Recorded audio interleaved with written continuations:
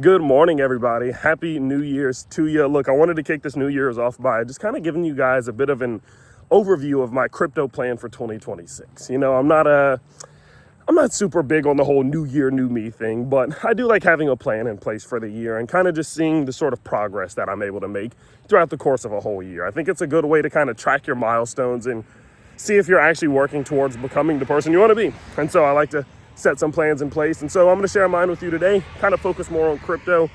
And so when it comes to my crypto portfolio, I'm using one word to describe 2026, and that word is surgical. And what I mean by that is every single move that I make in my crypto portfolio this year, I want it to be surgical. I want it to be precise.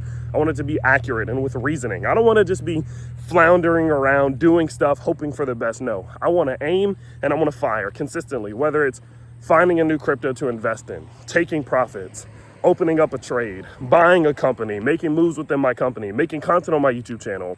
I want it all to be surgical.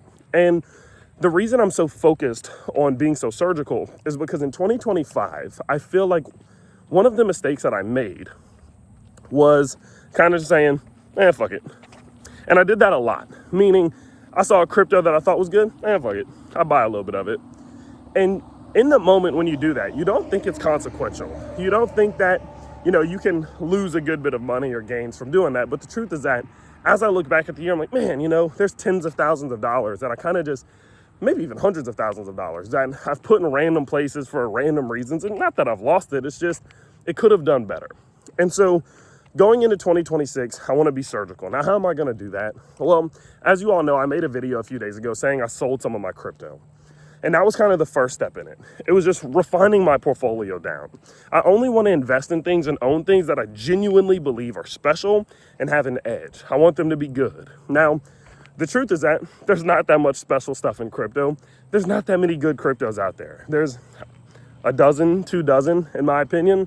And so I want to target my attention more specifically towards those cryptos, the special few, the ones that I genuinely believe can make an impact on the world, because I think 2025 made it clear to us that just being a crypto isn't enough anymore.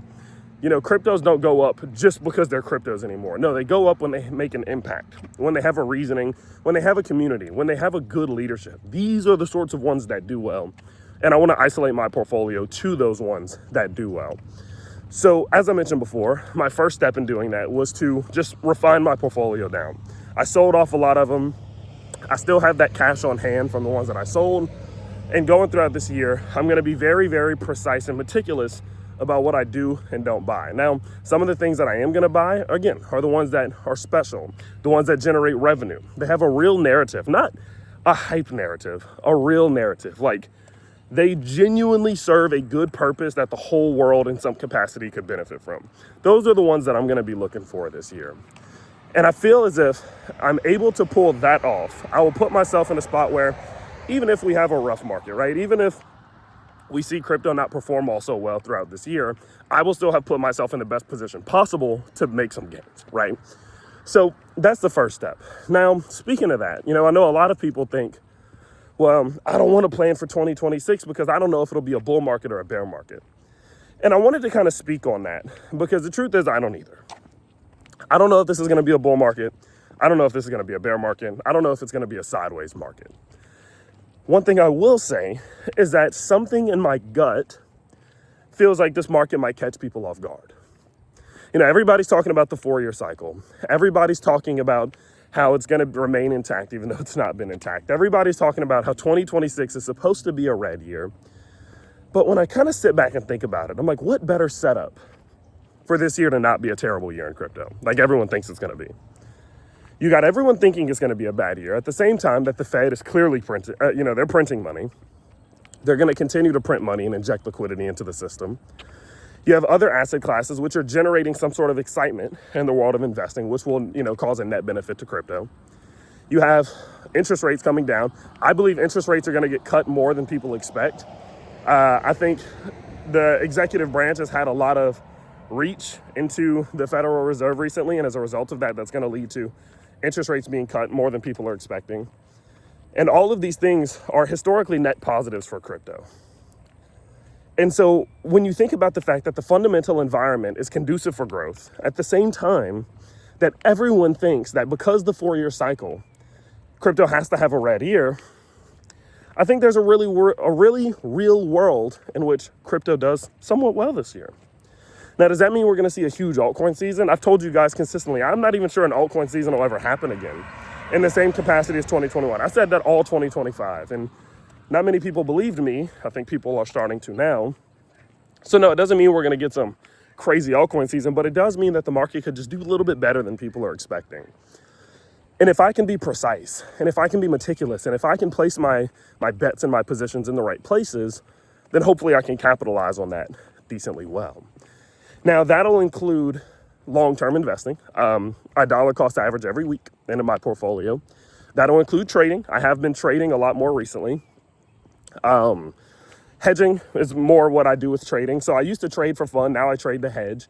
And all that means is, for example, if I have a long-term portfolio built to go up to capitalize from upward growth, I have a short trade open basically to hedge that just in case whenever I'm feeling a little bit like the market's fragile. So I have some trades open and I will continue to trade throughout this year. So long-term trading I am doing as well. Not too much with passive income protocols. I think they're very fragile right now. I don't know what happened on October 10th. I don't know who blew up.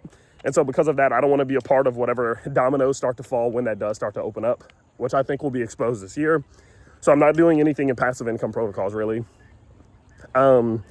Prediction markets, I am getting involved with, and I have been involved with. I think they're an easy way to kind of play the game a bit, right? If you want to have fun, if you want to be a bit of a degenerate, put a couple percentage of your portfolio towards something.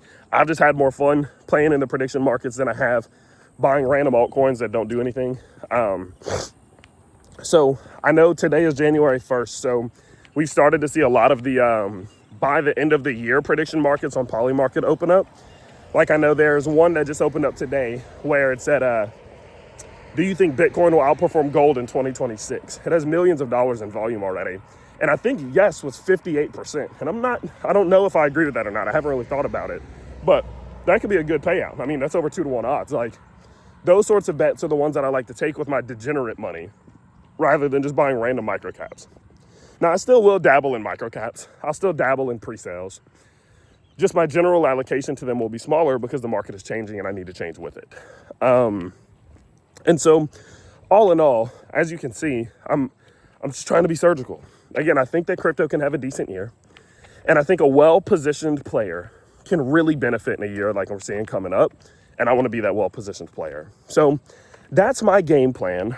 I'm not quite sure if there's anything else that I wanted to cover today. I have a second YouTube channel called Tyler Hill Unlocked, and I'll link it down below. On that channel, I'm going to make a video going over my plans outside of crypto. So for my businesses, for the school that I run, family-wise, I'm moving locations. Going to be moving to a whole different state pretty soon here. So yeah, I'll cover all of that over on that channel. There are some links down below. While you are down there, you feel free to go check that out. You guys can check out BTCC. That's where I do all my trading. We're doing a huge giveaway in a few days on that, so check that out. If you want to open up a retirement account and store your crypto in it, especially when tax season comes around pretty soon, you'll like that. Have a link to iTrust Capital down below, so feel free to check those things out. Let me know what your guys' plans for 2026 are down below. See y'all in the next one. Peace.